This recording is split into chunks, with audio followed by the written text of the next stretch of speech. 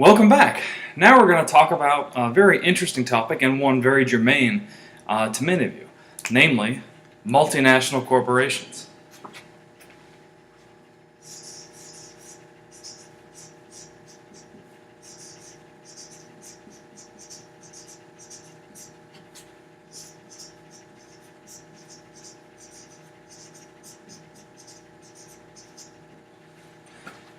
I would be willing to bet that some of you have already worked for a multinational corporation, and I'd also be willing to bet that if you haven't yet, at some point in your professional lives, you will work in a multinational corporation. So what is a multinational corporation? A multinational corporation is a company that's headquartered in one country, but then it does business in one or more foreign countries. And multinational companies go through kind of a progression of stages of internationalization. And this internationalization is generally seen as possible because of liberalization. And liberalization is when countries tend to lower trade barriers between each other. Okay, so that encourages trade and investment. So let's look at kind of these 5 tiers of internationalization. We start off with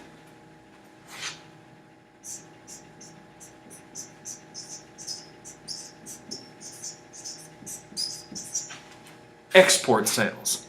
Then we move into what we might call licensing.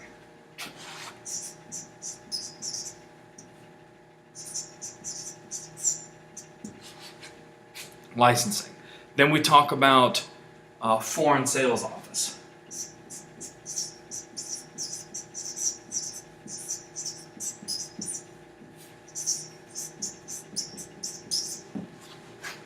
Then we look at direct investment.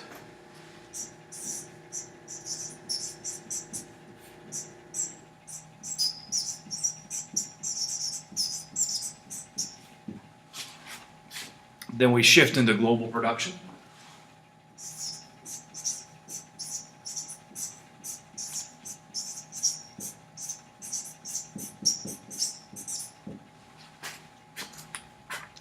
Okay, so now it seems that these are kind of nice and neat, and that one happens before the other. That's not entirely true.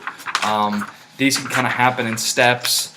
You can have multiple ones kind of going on at the same time. It's not all that cut and dry as it may seem. So, one of the early steps is, of course, export sales. So we'll use a company that's, let's say, headquartered here in Los Angeles, and they want to start exporting some sort of a food product to, I don't know, the United Kingdom.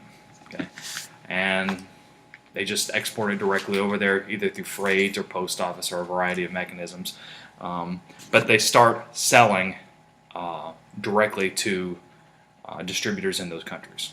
Okay. Now, licensing and franchising kind of go hand in hand. So licensing means that you have the right to put your name, or that multinational corporation has the right, gives you the right to put their name on the stuff that you're distributing. So say, hey, this is an official company X product. Okay, I'll give an example that maybe illustrates this. When I lived in Korea, there was a man who operated a real estate company, and it was an American real estate firm. I won't name it, but it was an American real estate firm that had said, Mr. Kim is an official distributor of our realty company product. And I had the sign and everything, and that was important to him because, again, we were living in Korea, and there was a large American community where I lived, and so the idea was Americans would feel comfortable using services from an American realty firm. So he was using their name, okay, and that was something that they had authorized. So that's licensing. A lot of times you think about licensing pertains to the use of a brand, patent, or kind of a technology. Okay.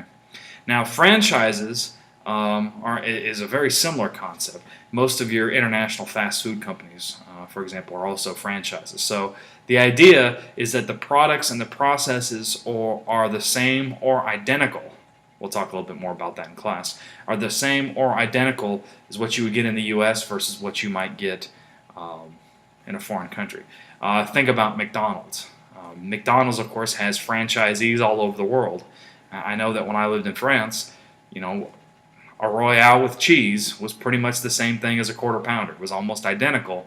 And as a customer, especially either as an American who wanted a taste of home or as a foreigner who wanted a taste of America, you could go to McDonald's and count on the fact that the products and the processes were almost identical.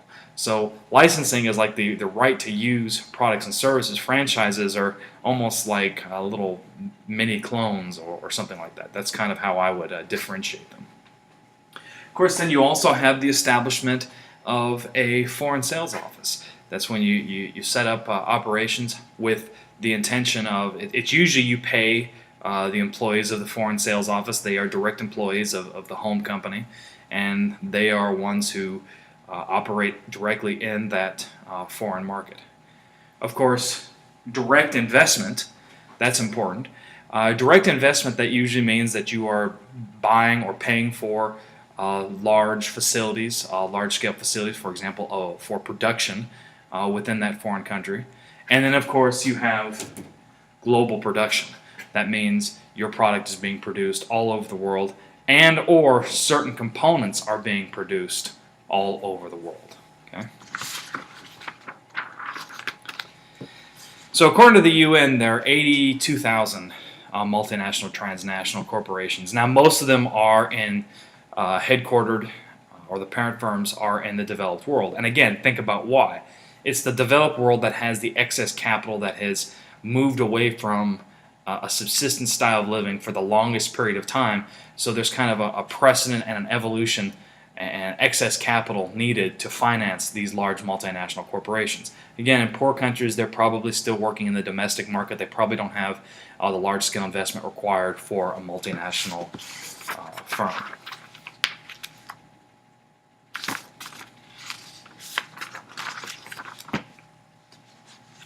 So, trying to measure how multinational or how transnational a corporation is very problematic. Corporations vary in a range of international dimensions. Of course, you might say that it's like this ratio of foreign to domestic operations. That might be one indication. Again, how do you define ratio and how do you define operations? When you think about it, well, is it in terms of the value of the assets in one country or another, but then valuation can be difficult because according to which currency and currency fluctuations.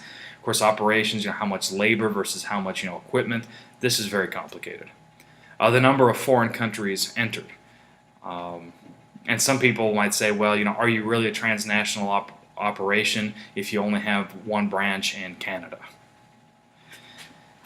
The size of foreign direct investment. Again, measuring foreign direct investment can also be very difficult. How do you compare foreign labor and foreign capital to U.S. Labor and capital, especially when it comes to issues with differing productivity, currency fluctuations, etc.?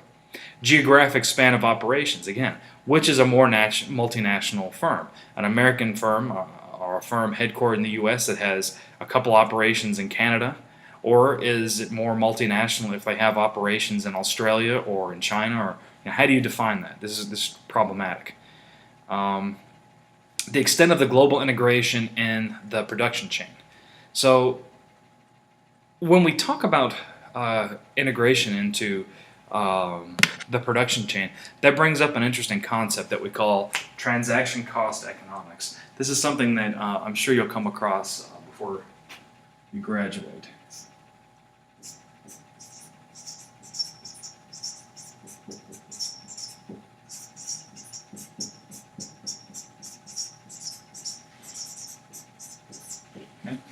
So transaction cost economics, when I'm looking at the time, I'm going to have a whole video in the next section on transaction cost economics. That'll be our next video.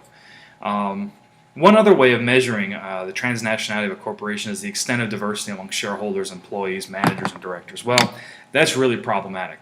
First of all, shareholders are generally anonymous, except majority are active as shareholders. So knowing the nationality of your shareholders, good luck with that. That'd be something very difficult to calculate. Again, the transnationality or national diversity of employees, Well, are you an international firm because you're headquartered in the U.S. and all of your employees are foreigners? Or are you an international company because you have operations all over the world but you only employ Americans? These measures are very problematic. Same thing with managers and directors. So measuring transnationality of a corporation is difficult at best. What I would advise you to do is, if you're presenting something to a boss or a manager or a colleague, make a decision on how you choose and measure it and stick with it and be consistent throughout your discussion. That's the best piece of advice I can give you. You make a choice and the boss says, well, I don't agree with that measure or change that measure. You just say, okay, you change the measure, and then you move on. You were trying to measure something very subjective with transnationality in somewhat of an objective way, which of course, again, is problematic, just like we talked about in some of the other topics of this class. So our next video, we'll briefly talk about transaction cost economics, and then we'll continue on our discussion.